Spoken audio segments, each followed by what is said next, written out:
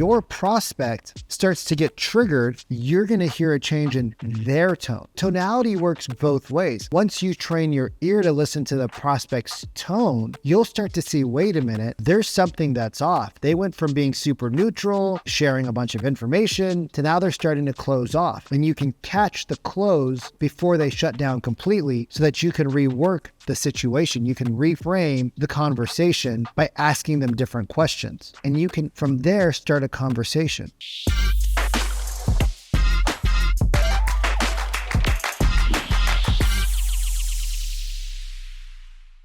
Welcome back. I am so grateful that you are here. My team and I have been really tracking our performance with YouTube, and we could not be more blessed to have subscribers and followers that keep coming back, sharing the content, sharing it with their friends, watching it. And honestly, it means a lot. We're pouring a lot into this because it's helping people.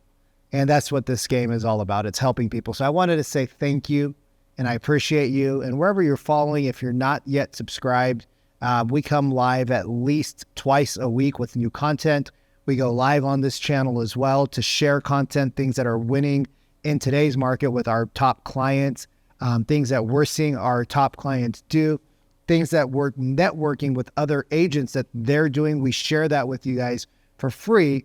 Because my goal is to see 10,000 real estate agents crush their goals, right? Not wishy-washy things, but actually crush their goals, live a life of purpose, live a life that they are dominating in all areas: fitness, faith, family, finances, right? Helping, if you have a team, helping your team dominate in those areas as well.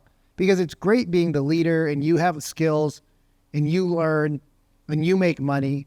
But it's an even greater feeling when you can see the people you brought into your organization do the same. So this is a channel where we come from a place of abundance. This is a channel where we come from a place of gratitude. This is a channel where we might call you out on some of the BS that you're doing. And guess what? We all need to be called out at times. I do. That's why I have great friends and mentors that call me out with love. But sometimes they got to stick their foot right up my you-know-what because I don't listen. Because I'm busy, or I think I'm busy, or I'm going the wrong way. Sometimes as entrepreneurs, because if you're in real estate, you are an entrepreneur. So welcome to the club, baby. Sometimes as real estate entrepreneurs, what happens is we get so fixated on something that we heard online. We get so fixated on something that we heard on a stadium. We get so fixated on something that our broker told us that we run full speed. And you feel like you're doing greatness. And you're working hard, and you are working hard, but you're working hard running the wrong way. You're running to the wrong goal. And so we share things here that will help you with that. So today, let's talk a little bit about why is it so important to use a conscious tone, right? I teach the conscious communication method inside the Real Estate Sales Academy to my top one-on-one clients, inside the Real Estate Sales Dojo, which is our free Facebook group, where we go live only in that group. We don't share the same things that we go live with on YouTube in that group. We go much more in depth. We do Q&A, we do role play, and I even will listen to some of your sales calls in that group. Why? Because I want you to win. So we'll break down some of your sales calls.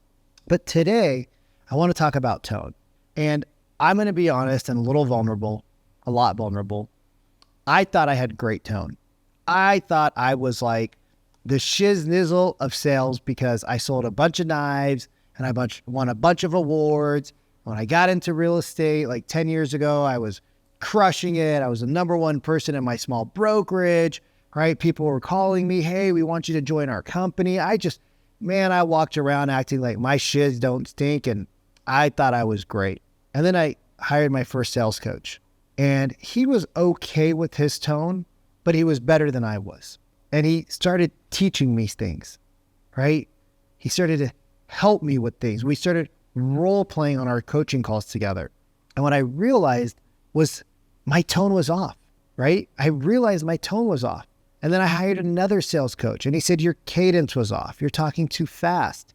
Then I hired another sales coach, right? He said, your tone's okay, but you're so excited when you call me. He's like, have you ever had somebody excited call you? And I'm like, yeah, it's weird. He's like, why are you being weird with people? I don't know. He's like, Warren Buffett's number one rule is don't lose money. He's like, my number one rule for you is don't be a weirdo. I was like, oh, okay, bro, don't be a weirdo. Like, don't be a weirdo, Vic. He's like, don't, like, what are you so excited to call these people about? I don't know. He's like, for them to hang up on you? I'm like, for them to give you an objection and tell you to call them back because they're busy?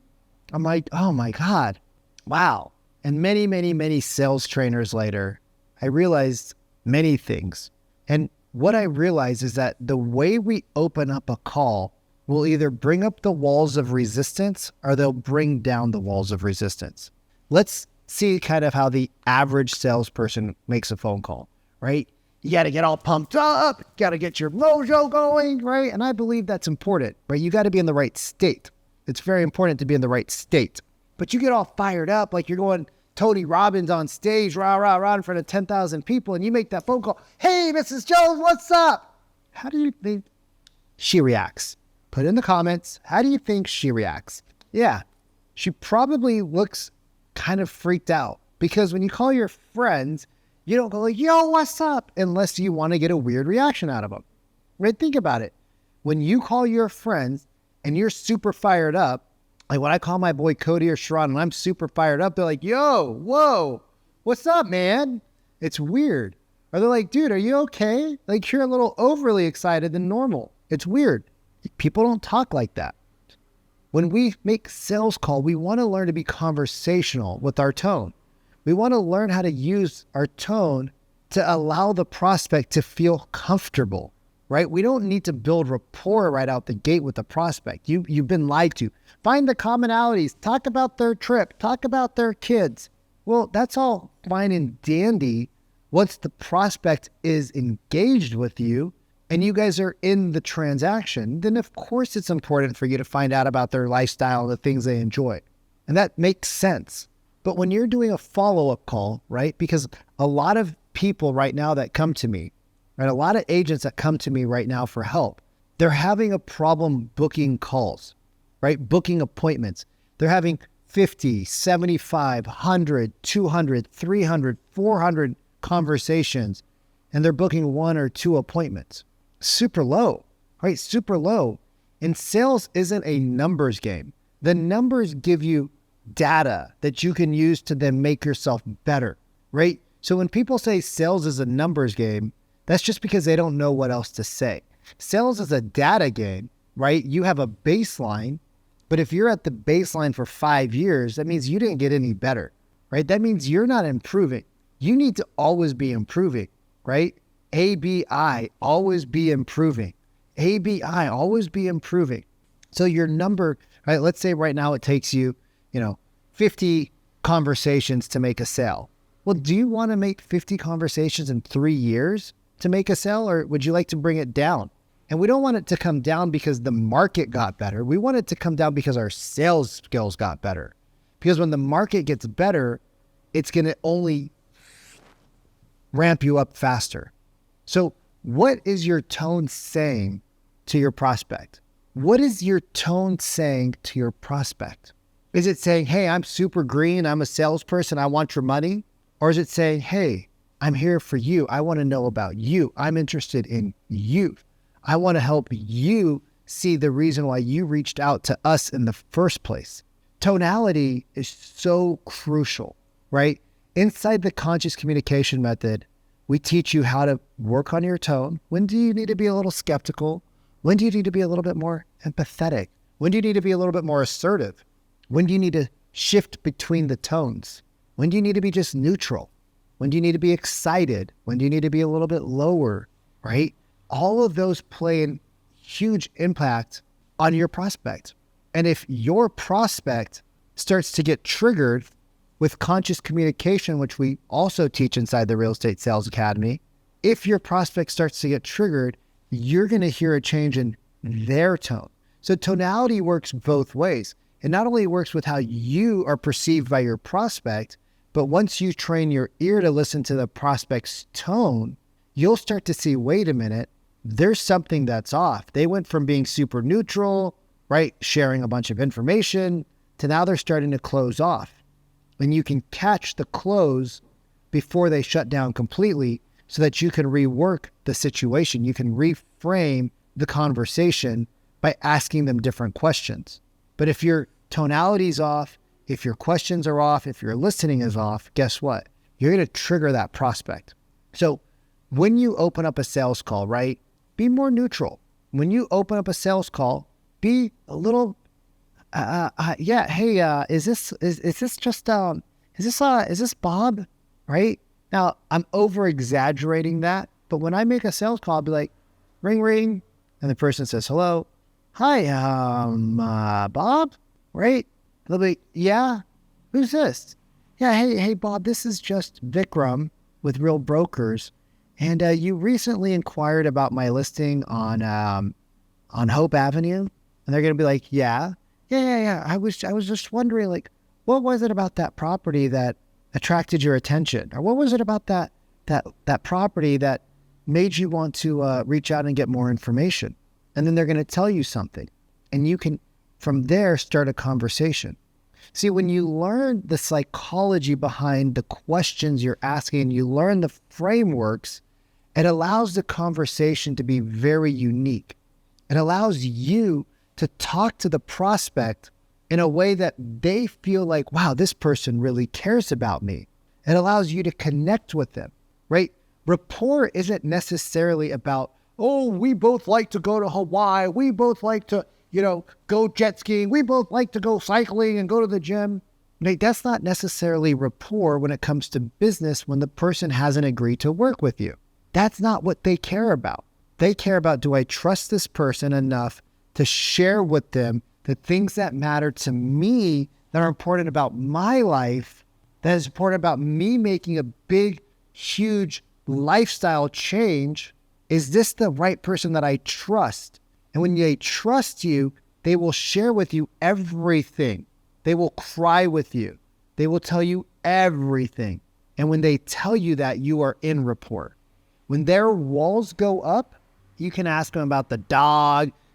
Look, when their walls go up and like, oh, call me back. Oh, well, yeah, hey, let me ask you real quick. Are you going biking this weekend? They'd be like, dude, we don't want to talk to you anymore. So all the rapport questions, right? Find the commonalities, the 15 minutes that you spend talking about their kids, the 10 minutes you spend talking about their trip to the Cayman Islands, the 10 minutes you spent talking about the birthday, right? All of that stuff doesn't get you closer to actually making a sale. And if you're listening, you'll hear their tone shift. And when their tone shifts, that's when you got to realize, okay, hold up, something happened here, right? You could have the greatest YouTube marketing channel and you could have thousands of inbound leads, people that are excited to talk to you. If you don't know what to say, those inbound leads are just going to be like the internet leads. Oh, these leads suck. YouTube sucks. Instagram sucks. These people, those leads. I guarantee if those leads go to somebody who's consciously communicating, that's listening to their tone and listening to your tone, they're going to convert those people into appointments. And they're going to be able to see if they can help them or not. So are you consciously communicating with your prospects? Are you consciously communicating with even the people in your life? Are you listening to the tone of your husband or wife? Are you listening to the tone of your children, right? We all know how to communicate. We all know how to be empathetic when somebody's grandma passes away. We all know how to be excited when we get a big commission check. We all know how to be sad. We all know how to be neutral, right? We all know how to be needy. We know all of the different tonalities. We have them. We've had them since a kid. Mom, can I get ice cream? Mom, can I get ice cream? Mom. Right? And mom's voice is like, oh, leave me alone. And then you kind of calm down. You're like, Mom, please. And she looks at you and she sees your little puppy dog eyes looking up, big lip curled over. Mom, please. She's like, all right, fine. Let's go get you ice cream. Don't eat sugar though, you guys, maybe once in a while, but what is your tone saying to your prospect? Do you know? How is it causing them to feel? Do you know? How is their tone in response to what you're saying, right? What is their tone's response? Do you know? a client that I had when I first started working with him, right, came from a different country, really nice guy, but his tone was so happy and excited 24/7, right? And he kept saying, Vic, I have thousands of people in my database. I said, dude, you have 15, 20 deals. You don't need to buy another lead for 5 years. Thousands of people in his database. He was doing like 2 deals a year. And when we started working together, it was like, what's going on, bro? It's like, I don't know. And then we started listening to the way he called people. And when he would ask for appointments, he was so needy. It was like desperation spewing out of his mouth. And he couldn't afford the program, right? Like I told him, I said, you can't afford to work with me right now. You have $0. I didn't say it like that, but it was like, you got $0 in your bank account. Like you got credit cards racked up. He's like, I can't afford not to work with you. I'm like, fair enough, right? Racked up his credit cards. We figured out a payment system that worked for him. And it took him a long time to unlearn all the bad training that he had for a long time, right? And he bounced around from one sales job to another sales job to another sales job, right? And everywhere he went, they taught him the same thing. Be super excited, right? Let the prospect know how excited you are. Find the common ground. Figure out if they like sports and you can say you like the same sports team. He said one of the salespeople that he worked with told them, if they like sports, you like the same team. Like, dude, how do you manage all the teams that you're lying about? He's like, I don't know. It didn't feel right. I said, what'd you do? He said, I kind of did it. I said, how'd you feel? He said, kind of scummy. He said, why do you think people hate salespeople? Because we don't know what we're causing the prospect to feel. If you feel a certain way, they do too. So what's your conscious listening say about the prospect? Are you bringing up the walls of resistance? Or are you helping them bring it down so you can get closer to them? Is your tone triggering them because it's too aggressive, it's too needy, it's too excited, right? Is it always curious? I had a client, he was always curious. I'm just curious. I'm curious. I'm like, bro, you're so curious. You're like the curious cat that got burnt all the time. You're just pushing people. You're pushing them away, right? How come you never get past the opening sentences? You're saying the right thing. How come you can't get past the opening sentences? But you're saying it the wrong way. You sound needy, right? And then every line you say, I'm curious. The prospect knows you're selling something. They know that you're off. They might not know why, but they know you're off and they don't trust. And because they don't trust, they don't get into rapport. So if this makes sense, if you appreciated this, do me a favor. If you're not already following us, throw us a follow. If you want more in-depth training, join me in the Facebook group, the Real Estate Sales Dojo. And that's where we'll go live. And maybe one day you could drop in one of your recorded calls and we can go over that live and dissect it and give you some real pointers that would help you. And again, I really appreciate you for being here. I appreciate you for sharing.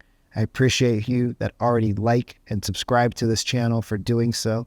It really does mean a lot to us because we are trying to impact 10,000 real estate agents to not just make more money, but what is it that the money buys you? What is it that the money allows you to do? What are the things, the health, right? The health benefits for your family that the money will allow for you? What is it about paying off the home and putting $500,000 in the bank can allow you to do and sleep at night? So I appreciate you and I can't wait to see you again soon.